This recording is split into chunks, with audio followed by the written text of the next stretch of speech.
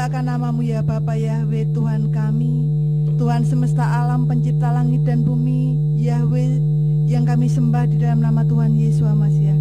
Tiada Tuhan seperti Engkau yang dahsyat dan luar biasa, yang begitu mengasihi kami ya Bapa.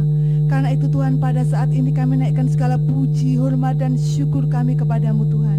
Terima kasih ya Bapa, kami sudah memuji-muji Engkau, menyembah Engkau ya Bapa. Tiba saatnya kami bersama-sama akan mendengarkan isi hati-Mu, belajar akan firman-Mu ya Bapa.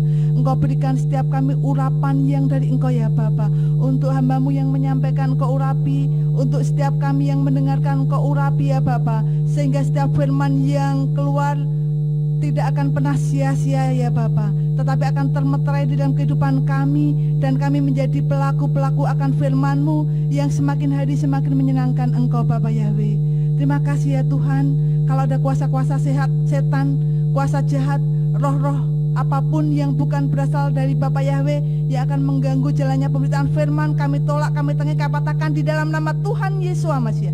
Kami serahkan waktu sepenuhnya ke dalam tangan kemurahan-Mu ya Bapa. Hati kami siap mendengarkan firman-Mu pada saat ini di dalam nama Tuhan Yesus Masiah. Mari semua yang percaya katakan bersama, amin. Silakan duduk. Salam Bapak Ibu Saudara yang dikasihi oleh Bapak Yahweh. Puji Bapak Yahweh kalau pada saat ini oleh karena kasih dan kemurahan Bapak Yahweh kita dipertemukan, kita dipersatukan untuk bersama-sama merasakan hadirat Tuhan. Dan saat ini kita akan bersama-sama mendengarkan firman Tuhan.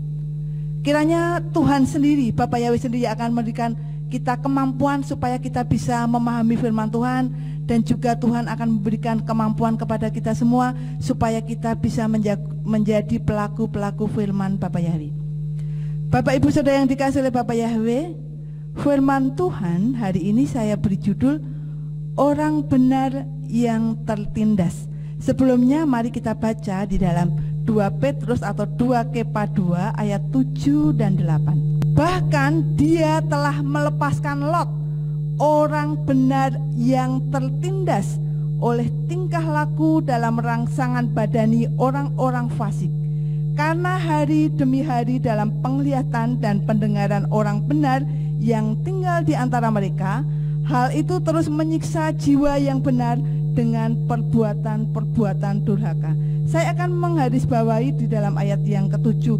Bahkan dia telah melepaskan Lot, orang benar yang tertindas. Bapak Ibu Saudara yang dikasihi oleh Bapak Yahweh, Lot adalah contoh nyata dari orang benar yang tertindas. Bahkan di dalam kitab suci yang tertulis di dalam 2 Kepa atau 2 Petrus tadi, jelas sekali dikatakan bahwa Lot adalah orang benar yang tertindas. Mengapa Lot sebagai orang benar dikatakan sebagai orang yang tertindas, saudara? Karena Lot hidup di antara orang-orang yang bertingkah laku jahat, bertingkah laku fasik dan juga durhaka, melanggar firman Tuhan. Saudara yang dikasihi oleh Bapak Yahweh, tertindas itu juga bisa dikatakan sengsara atau disengsarakan. Tertindas juga bisa dikatakan teraniaya, menderita. Jadi saudara, kalau firman Tuhan hari ini yang berjudul orang benar yang tertindas, bisa juga dikatakan orang benar yang teraniaya, orang benar yang sengsara, orang benar yang menderita. Seringkali kita melihat bahwa orang yang tertindas, yang menderita, yang dianiaya itu biasanya mendapatkan kekerasan fisik, saudara. Dipukul, mungkin dipaksa untuk bekerja keras, atau juga dianiaya fisik, ditempeleng, dihajar, ya itu juga aniaya secara fisik. Tetapi kalau kita melihat di sini tadi, Lot adalah orang benar yang tertindas. Apakah penindasannya itu fisik saja, saudara? Bukan. Psikisnya dia tertindas karena hidup di antara orang-orang yang durhaka, hidup di antara orang-orang yang tidak benar, yang melanggar firman, bertindak semaunya sendiri, saudara. Saudara yang dikasih oleh Bapa Yahweh, bagaimana mungkin orang yang sudah benar itu mengalami aniaya, mengalami penindasan, dan itu Tuhan izinkan terjadi di dalam kehidupan manusia, saudara. Kalau kita perhatikan lagi tentang Lot ini, saudara, Lot digambarkan orang yang benar, yang tertindas. Coba kita kilas balik di dalam Kejadian 18 ayat 20 sampai 23, saudara. Maka Yahweh berfirman, betapa banyaknya keluh kesah tentang Sodom dan Gomora, dan dosa mereka sudah terlampau berat. Aku akan turun sekarang dan melihat apakah benar seperti keluh kesah orang yang telah masuk kepadaku. Mereka telah melakukan semuanya itu, dan jika tidak, maka aku mengetahuinya. Ayat yang ke-22, dan beranjaklah orang-orang itu dari sana lalu pergi menuju Sodom. Tetapi Abraham masih tetap berdiri di hadapan Yahweh. Lalu Abraham datang mendekat dan berkata, apakah engkau juga akan membinasakan orang benar bersama orang jahat? Saudara yang dikasih oleh Bapa Yahweh, Abraham mengatakan demikian karena Lot yang adalah keponakannya yang juga dikasihnya berada di sana, saudara, dan Bapa Yahweh akan menghancurkan kota itu. Tentu saja karena Abraham mengasihi Lot, Abraham tidak rela kalau ada sanak saudaranya, keluarganya yang juga akan dibinasakan. Padahal Abraham tahu bahwa Lot adalah orang yang benar di hadapan Bapa Yahweh. Saudara yang dikasih oleh Bapa Yahweh, hidup di antara orang-orang yang durhaka dan hidup di antara orang-orang yang jahat itu memang sangat-sangat menyakitkan dan tidak mengenakkan, saudara. Contoh nyata di dalam kehidupan ini, saudara, di dalam dunia nyata. Kalau saya ini bekerja berhubungan dengan leasing, saudara, pernah ada seorang pengajuan kredit, ya saudara. Ketika dicek alamatnya di daerah A, kemudian surveyor ini mengatakan, aku tidak berani. Kenapa? Karena itu adalah daerah gali, begitu. Dia itu daerah pencopet, itu daerah orang-orang jahat, banyak orang jahat. Kalau kendaraan mobil masuk sana pasti hilang. Angsuran banyak macet kalau di daerah itu. Nah, saudara, ketika seseorang benar berada di tempat itu, bukankah orang itu juga akan merasakan kerugiannya? Merasa ikut sengsara karena segala sesuatu prosesnya mungkin juga akan terhambat karena hidup di antara orang-orang yang berdosa, yang jahat. Kemudian saudara, dicek dulu. Ya walaupun dicek tapi aku aras-arasen, ya. Tidak ada semangat untuk membantu, saudara. Karena yaitu tadi, tinggal di tempat yang backlist, yang jelek, saudara. Bahkan saudara, dulu ketika waktu saya kuliah, saya itu punya teman satu kos, tinggalnya di Bandungan, daerah Junggul, saudara. Dia tidak pernah mengakui tempat itu, saudara. Mungkin karena ada sesuatu yang mungkin tidak akan mengenakkan dirinya, dia tidak akan pernah mengaku. Tinggal di mana? Ambarawa.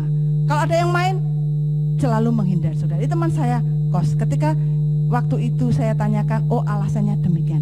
Tinggal di daerah orang-orang yang jahat atau mungkin dipandang jahat, karena belum tentu juga, saudara. Semua orang yang tinggal di situ jelek semua, belum tentu, saudara. Tetapi hal-hal itu kadang-kadang merugikan atau juga tidak menguntungkan orang yang tinggal di situ. Nah, saudara yang dikasih oleh Bapa Yahweh, Lot tinggal di daerah orang-orang yang berdosa. Lot tinggal di Sodom, di tempat orang-orang yang durhaka, yang melanggar firman, yang tidak melakukan firman, yang melakukan hidupnya semaunya sendiri, tidak memuliakan Tuhan, saudara.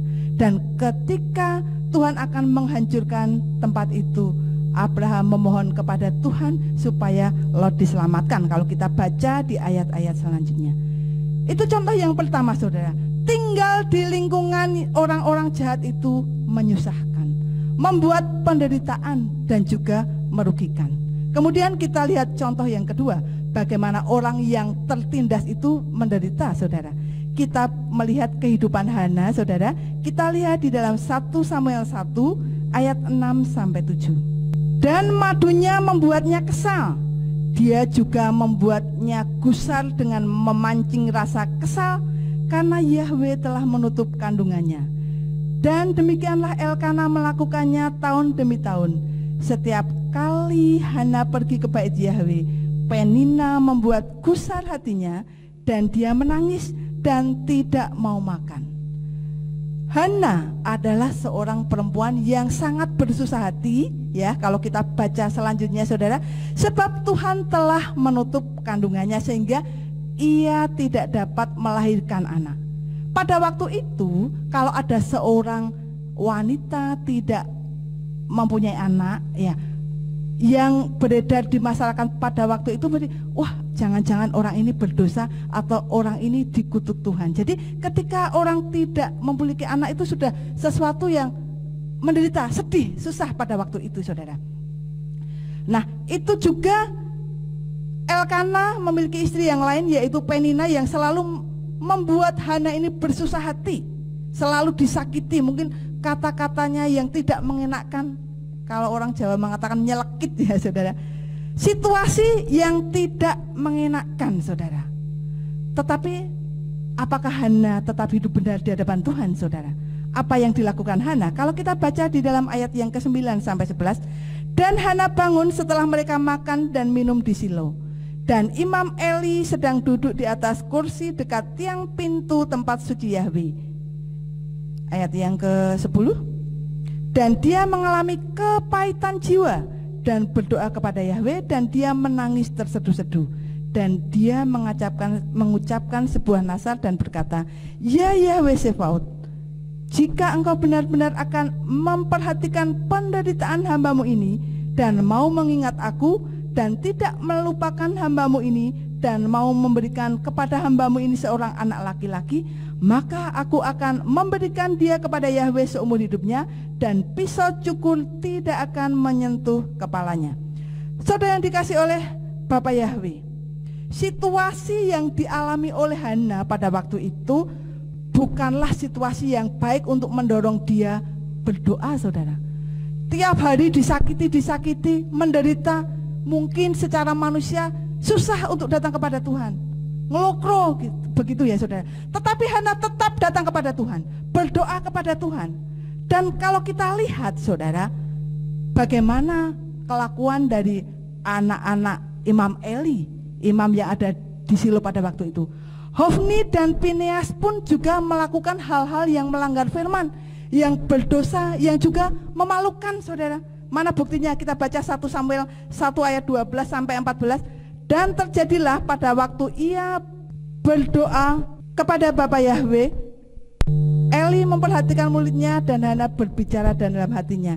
Hanya bibirnya yang bergerak, tetapi suaranya tidak terdengar. Oleh sebab itu Eli mengira bahwa dia mabuk. Bahkan ketika Hana berdoa pun dia dikira mabuk, saudara.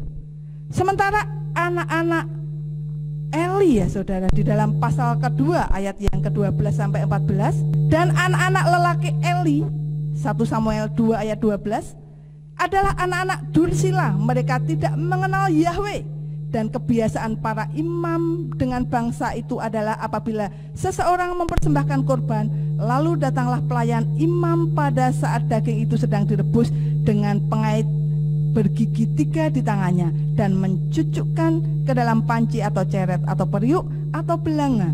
Semua yang garpu itu angkat, imam itu mengambilnya untuk dirinya sendiri. Nah, saudara yang dikasih oleh Bapak Yahwe, apa yang dilakukan oleh Hofni dan Pineas itu juga diketahui oleh umat Israel pada waktu itu, saudara. Kalau anak-anak imam saja seperti itu, saudara, perilakunya, bagaimana masyarakat ataupun rakyat Israel akan meneladaninya? Tidak bisa meneladani apa yang dilakukan oleh Hofni dan Pineas, saudara. Mungkin ya saudara, kalau kita akan beribadah tetapi di dalam rumah ibadah itu juga ada banyak dosa, pelanggaran-pelanggaran, mungkin juga males, saudara.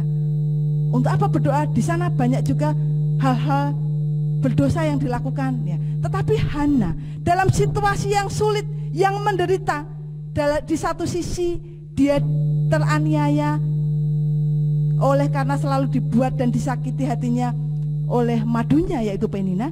Di sisi lain dia akan datang kepada Tuhan, tetapi menghadapi juga hal-hal ataupun sesuatu yang dilihat itu juga sesuatu pelanggaran dosa, saudara. Situasi yang sulit tetap membuat Hana atau membawa Hana berdoa kepada Tuhan, saudara.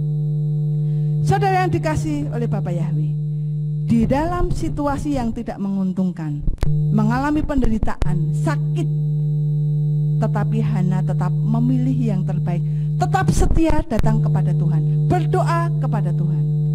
Kalau kita hidup dalam keluarga atau lingkungan dimanapun ya saudara, kalau ada hal-hal yang menyakitkan di dalam diri kita saudara, apakah kita masih mau melakukan kebenaran firman saudara? Hal-hal itu akan membuat kita, mendorong kita mundur dari Tuhan. Situasi yang tidak mendukung, situasi yang tidak mengenakan saudara, tetapi Hana tetap datang kepada Tuhan saudara. Orang benar yang tertindas, orang yang benar menderita. Hana ini orang benar yang juga tertindas, yang menderita, tetapi Hana datang kepada Tuhan saudara. Yang ketiga saudara, coba kita lihat bagaimana orang benar selanjutnya juga mengalami penderitaan ya saudara. Penderitaan secara psikis. Kalau mungkin orang dipukul, memar-memar, sakit, sembuh, selesai ya saudara. Tetapi kalau disakiti hatinya, disakiti perasaannya, jiwanya, orang lain tidak tahu. Dan katanya saudara ya, rasa sakit itu sangat-sangat luar biasa. Saya punya teman saudara, dia ini juga anak Tuhan. Ketika dia memiliki hubungan suami istri ya, karena orang ini sudah menikah, suaminya mengenal Tuhan, dia juga mengenal Tuhan. Saya itu pernah dilihati SMS-nya saudara, WA-nya ya sampai sekarang. Bagaimana kata-katanya ketika SMS atau ketika WA-an saudara. Hal yang seharusnya dilakukan oleh suami istri adalah hal yang baik, yang membangun, yang mendorong. Tetapi WA ini saudara, saya melihat sendiri saudara, karena diperlihatkan, saya tidak minta. Ini coba lihat, saya sampai tidak percaya. Kata-katanya menyakitkan, menyebalkan saudara. Bahkan mungkin itu tidak pantas dikatakan oleh seorang anak Tuhan, apalagi mengenal Bapa Yahweh. Tidak pantas untuk diucapkan. Dia mengatakan, aku lebih baik dipukul atau diantem mbak daripada begini.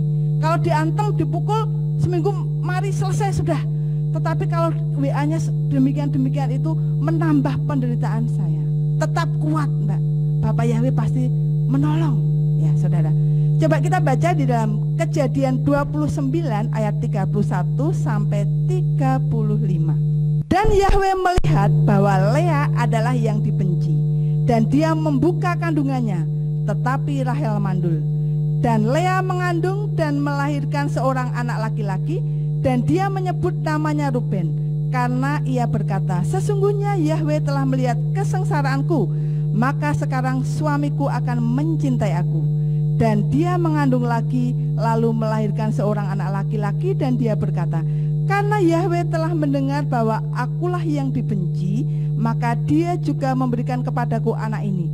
Dan dia menyebut namanya Simeon. Dan dia mengandung lagi, lalu melahirkan seorang anak laki-laki, dan dia berkata, sekarang adalah waktunya suamiku akan menyatu denganku, karena aku telah melahirkan baginya 3 anak laki-laki. Itulah sebabnya dia menyebut namanya Lewi. Dan dia mengandung lagi, lalu melahirkan seorang anak laki-laki, dan kali ini dia berkata, aku memuji Yahweh. Itulah sebabnya dia menyebut namanya Yehuda, dan dia sudah berhenti dari melahirkan. Saudara yang dikasih oleh Bapa Yahweh, berbicara tentang nama Lea saudara, kita harus mengakui pasti ini dihubung-hubungkan dengan Rahel ya saudara. Saya mencoba ketika di Facebook saudara, saya coba ketik nama Lea. Kemudian yang kedua saya coba ketik Rahel dengan kata R-A-H-A-L atau R-A-K-H-L-R-A-C-H-L. Ternyata orang yang memakai nama Lea dan Rahel itu jauh-jauh lebih banyak yang memakai nama Rahel. Ini tadi coba-coba saja saudara. Mengapa demikian saudara? Karena mungkin kalau orang disuruh milih Rahel, cantik, dicintai ya saudara. Jadi saudara, bukan berarti Rahel tidak baik. Kalau kita baca selanjutnya, ternyata Lea itu luar biasa di hadapan Bapa Yahweh. Nanti kita akan sampai ke sana, saudara. Di dalam kitab suci dikatakan bahwa Rahel itu lebih cantik dan menarik daripada Lea. Lea mewakili orang-orang yang tidak mendapatkan perhatian dan juga kekaguman dari orang-orang di sekitarnya. Contoh saja suaminya, saudara. Suaminya sendiri tidak mencintai Lea, lebih mencintai Rahel, saudara. Dia menjadi orang pilihan kedua. Pilihan pertama adalah Rahel, saudara. Mungkin hal itu sudah dirasakan Lea semenjak kecil, bisa saja, saudara, sehingga dia dikatakan mukanya tidak berseri, ya saudara, karena mungkin mengalami hal-hal yang membuat dia mungkin tidak pede atau karena kalah dengan Rahel, saudara. Orang yang dipilih paling akhir atau juga orang yang selalu ada di belakang. Lea yang berpenampilan fisik kurang menarik, ya saudara. Dalam pernikahannya juga dia kurang bahagia karena suaminya tidak mencintai dan tidak mengasihinya. Orang seperti Lea ini memiliki alasan, ya saudara, untuk menjalani hidup dengan penuh kepahitan, ya saudara. Kalau digambarkan demikian, kurang cantik, menjadi orang pilihan kedua, tidak dicintai oleh suaminya, bagaimana rasanya? Orang yang tidak dicintai suaminya pasti rasanya menderita. Saya saja yang merasa ya saudara, merasa tidak dicintai sehari saja rasanya tidak karu-karuan, saudara. Ya, dalam rumah tangga pasti ada masalah. Ketika ada masalah dan merasa tidak diperhatikan, ya saudara, dalam nggak usah sehari, beberapa jam atau setengah hari, saudara, rasanya itu pusing, galau, saudara, males mau ngapa-ngapain, ya, karena tidak enak, rohnya tidak enak, saudara. Tetapi Lea ini tidak dicintai oleh suaminya, kurang diperhatikan oleh suaminya, pasti juga mengalami hal-hal yang menyedihkan, yang membuat hatinya menderita, saudara. Banyak orang benar lainnya yang juga mengalami penderitaan, mengalami kesengsaraan. Bahkan orang benar yang juga hidupnya ditindas, saudara. Ada Yusuf atau Yosef, saudara, orang benar yang juga mengalami penderitaan, yang diperlakukan tidak baik oleh saudara-saudaranya sendiri. Ketika kita mengalami penderitaan atau penindasan secara fisik, orang bisa melihat. Tetapi kalau kita menderita secara batin, ya saudara, seperti yang dialami oleh Lot berada di antara orang-orang berdosa, atau juga ketika Hana yang susah hati, saudara. Saudara, kalau contoh-contoh di atas, ya, orang benar pun Tuhan izinkan untuk mengalami aniaya, mengalami penderitaan, mengalami sengsara, saudara. Dan kalau kita lihat di dalam kehidupan ini, kalau kita melihat orang yang tidak benar atau mungkin orang yang kelakuannya jelek, mengalami penderitaan ataupun sengsara, mungkin wajar karena kelakuannya jelek. Misalnya ada orang pencuri, akhirnya harus mempertanggungjawabkan perbuatannya, atau mungkin juga ada pembunuh yang akhirnya harus dihukum mempertanggungjawabkan perbuatannya. Wajar orang yang berperilaku demikian mendapatkan ganjarannya. Tetapi bagaimana kalau orang benar yang mengalami penindasan, orang benar yang mengalami penderitaan, saudara? Di dalam kehidupan kita, apakah kita ini sudah menjadi orang benar? Mungkin saudara merasa, aku juga mengalami penderitaan, aku juga mengalami aniaya, sengsara. Coba sekarang tanya pada diri kita masing-masing, apakah kita ini sudah hidup benar di hadapan Tuhan, saudara? Orang yang hidup benar pun Tuhan izinkan untuk mengalami hal-hal yang demikian, saudara. Di dalam 1 Tesalonika 5 ayat 22-23, coba kita baca. Jauhkanlah dirimu dari segala bentuk yang jahat. 23, dan Elohim damai sejahtera, Dia sendiri kiranya menguduskan kamu sepenuhnya, dan kiranya roh dan jiwa dan tubuhmu seutuhnya terpelihara tanpa celah pada saat kedatangan Tuhan kita Yeshua HaMasyiah.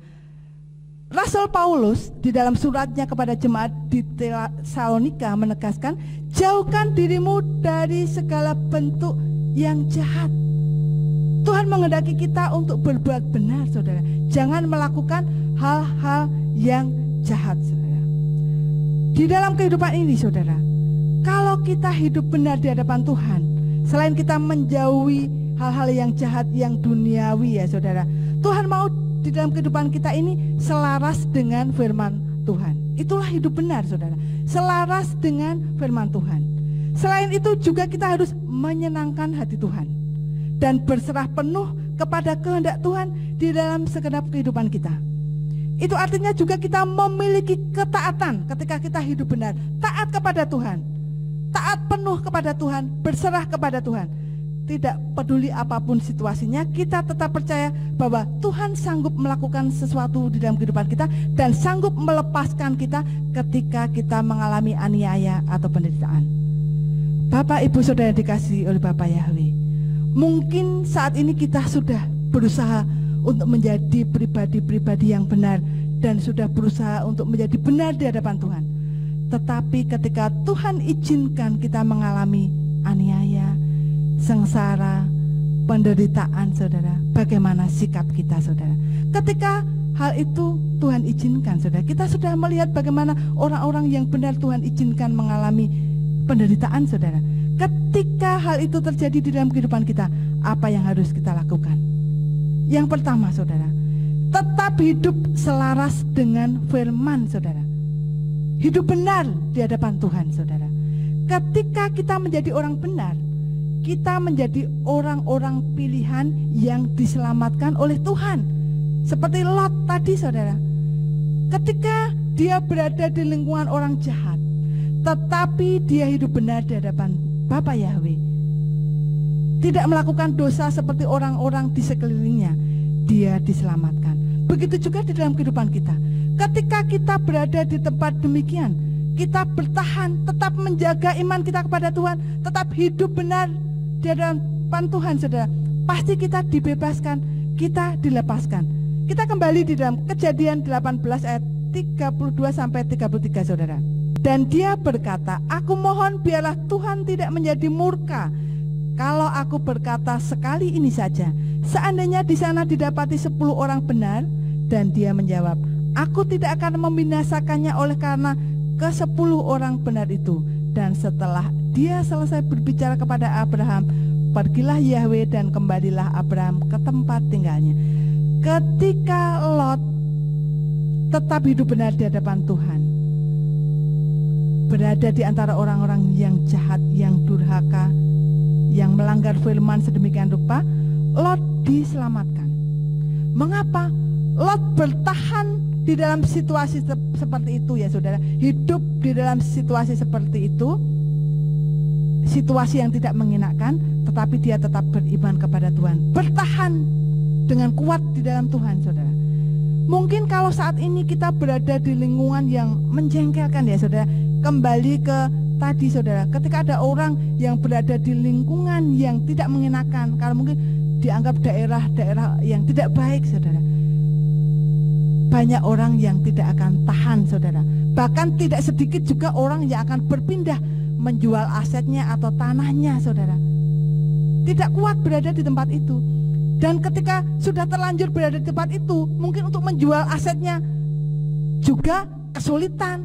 Tidak bisa menjual dengan harga yang tinggi juga, saudara. Banyak penderitaan, saudara.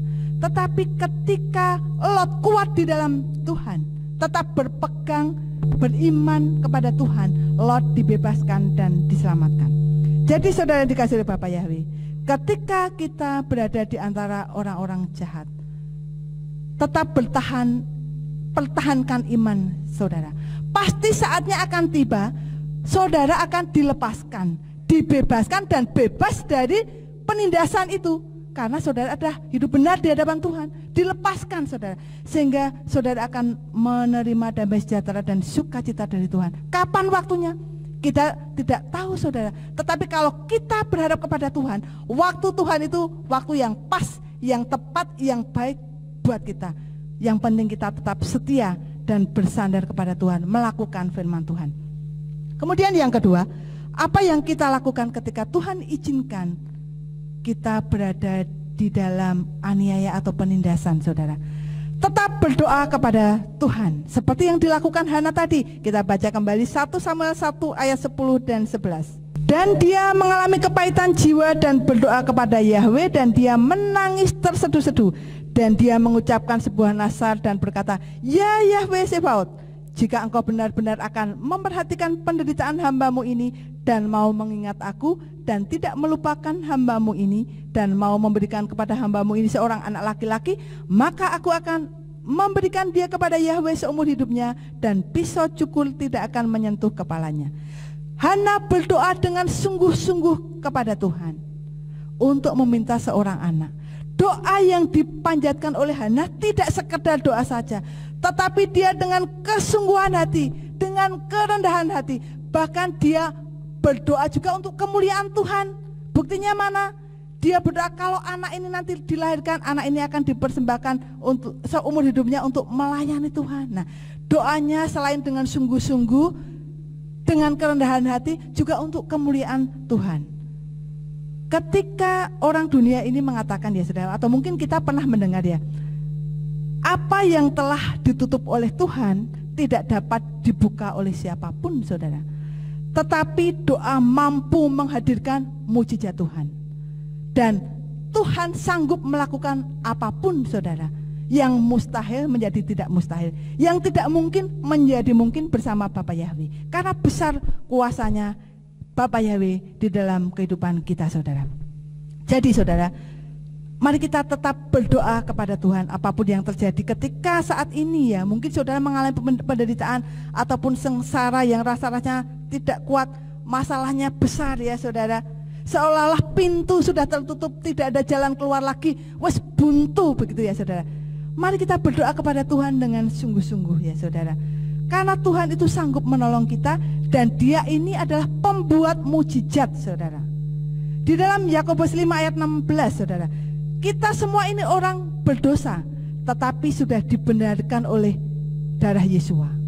Tuhan menghendaki agar apa yang kita doakan itu tujuannya juga untuk memuliakan Tuhan. Ketika dijawab sudah hilang, bukan ya saudara. Tetap untuk kemuliaan Tuhan, dan kita tetap setia kepada Tuhan.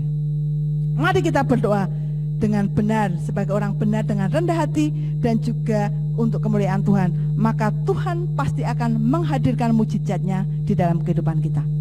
Hal yang ketiga saudara, ketika Tuhan izinkan penderitaan terjadi, kita menjadi orang yang tertindas saudara.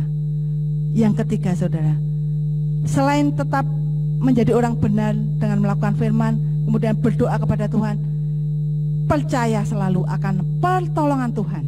Seperti Lea saudara, Lea selalu percaya akan pertolongan Bapa Yahweh. Lea itu memiliki iman yang kuat. Dia yakin seyakin-yakinnya bahwa Bapa Yahweh itu pasti akan menolong dan sanggup memberikan pertolongan kepadanya saudara. Dalam penderitaannya Lea percaya bahwa Bapa Yahweh selalu menolong. Kalau kita perhatikan Lea saudara, ya, yang mendadak menikah dengan suami yang tidak mencintainya, padahal kebutuhan seorang istri adalah tentu saja salah satunya disayangi oleh suaminya. Kalau sudah hidup penuh kasih saudara, melakukan segala sesuatu enak rasanya. Tetapi kalau tidak dicintai, ada penderitaan yang dialami. Tetapi kalau kita melihat ya saudara, bagaimana Lea itu percaya kepada Bapa Yahweh. Kita kembali Kejadian 29 ayat 31 saudara. Dan Yahweh melihat bahwa Lea adalah yang dibenci, dan dia membuka kandungannya, tetapi Rahel mandul. Dan Lea mengandung dan melahirkan seorang anak laki-laki, dan dia menyebut namanya Ruben, karena dia berkata, sesungguhnya Yahweh telah melihat kesengsaraanku, maka sekarang suamiku akan mencintai aku. Itu artinya saudara, berarti ada perbincangan, ada doa dari Lea yang dipanjatkan kepada Tuhan, bahwa dia itu menderita, dan dia itu menyampaikannya kepada Tuhan melalui doa-doanya.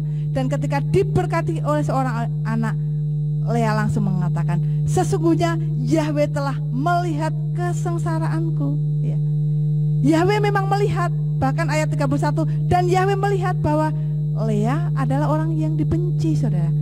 Dan ketika Lea mendapatkan anak saudara, bukti bahwa dia percaya akan pertolongan Tuhan, dia mengatakan, sesungguhnya Yahweh telah melihat kesengsaraanku, maka dia menamai anak itu Ruben. Kemudian yang selanjutnya ayat yang ke-33, dan dia mengandung lagi, lalu melahirkan seorang anak laki-laki, dan dia berkata, karena Yahweh telah mendengar bahwa akulah yang dibenci, maka dia juga memberikan kepadaku anak ini, dan dia menyebut namanya Simeon. Karena Yahweh telah mendengar, saudara. Berarti Lea ini berhubungan baik dengan Tuhan, berhubungan intim dengan Tuhan. Dia yakin bahwa pertolongan Tuhan itu pasti akan datang kepadanya. Lea tahu bahwa Tuhan memperhatikan kesengsaraannya dan penderitaannya, dan saatnya tiba Tuhan mendengar dan menolong Lea. Bapak Ibu Saudara yang dikasihi oleh Bapa Yahweh, melalui firman Tuhan hari ini, orang benar yang tertindas, yang mengalami sengsara, yang mengalami aniaya, saudara, menderita. Sebenarnya Tuhan Yesus, Tuhan yang kita sembah, yang kita puji, kita muliakan, kita agungkan, sudah menunjukkan bahwa dirinya adalah orang benar yang sengsara, tidak berdosa, hidup benar, tetapi mati di atas kayu salib, menderita, saudara. Untuk siapa? Untuk saya dan saudara, untuk kita semua umat-umat yang percaya kepadanya. Karena Tuhan Yesus begitu mengasihi kita, Dia mati di atas kayu salib untuk menyelamatkan kita, orang-orang yang percaya kepadanya. Dan kalau saat ini saudara, Bapak Ibu Saudara merasakan atau mengalami yang namanya kesengsaraan atau penindasan, dan saudara merasa hidupnya sudah benar, tetapi saya mengalami aniaya, saya mengalami penindasan, penderitaan, mungkin dari kata-kata, lingkungan yang tidak mengenakan, yang menjengkelkan, saudara. Dan Tuhan mungkin izinkan kita berada di antara orang-orang yang berdosa. Tuhan izinkan kita hidup menderita karena disakiti oleh orang-orang di sekitar kita, saudara. Ketika kita hidup di antara orang berdosa, Tuhan mau iman kita tetap kepada Bapa Yahweh, tetap beriman kepada Bapa Yahweh, dan jangan tinggalkan Bapa Yahweh. Ketika mungkin kita disakiti oleh orang-orang di sekitar kita, ya, di lingkungan kita yang harusnya penuh dengan kasih sayang, berdoalah kepada Tuhan, karena Tuhan sanggup mengubahkan, saudara, membalikkan sesuatu. Tuhan sanggup. Dan ketika mungkin kita seperti Lea yang tidak dicintai, bukan seperti Lea yang tidak dicintai suaminya, mungkin kita ini juga menjadi orang-orang pilihan kedua, ya saudara. Kalau Rahel kan pilihan satu, Lea orang kedua, saudara. Mungkin Tuhan izinkan di mana kita berada, di pekerjaan, di masyarakat, kita ini orang kedua, bukan orang yang utama, saudara. Atau mungkin kalau dalam pertandingan dicadangkan, ya saudara. Ketika kita bukan menjadi prioritas dan kita mengalami sakit atau mungkin tidak enak, saudara, percaya selalu akan pertolongan Tuhan. Seperti Lea yang percaya kepada Tuhan, Tuhan memberkati dia. Dan Tuhan juga sanggup memberkati kita, menolong kita kalau kita percaya sepenuhnya kepada Tuhan. Mari Bapak Ibu Saudara dikasihi oleh Tuhan, tetap percaya kepada Tuhan. Kita pasti akan diselamatkan, dilepaskan, dan Tuhan pasti akan memberikan jalan keluar atas apapun masalah-masalah yang kita hadapi. Amin untuk firman Tuhan hari ini. Kiranya Bapa Yahweh memberkati kita semua.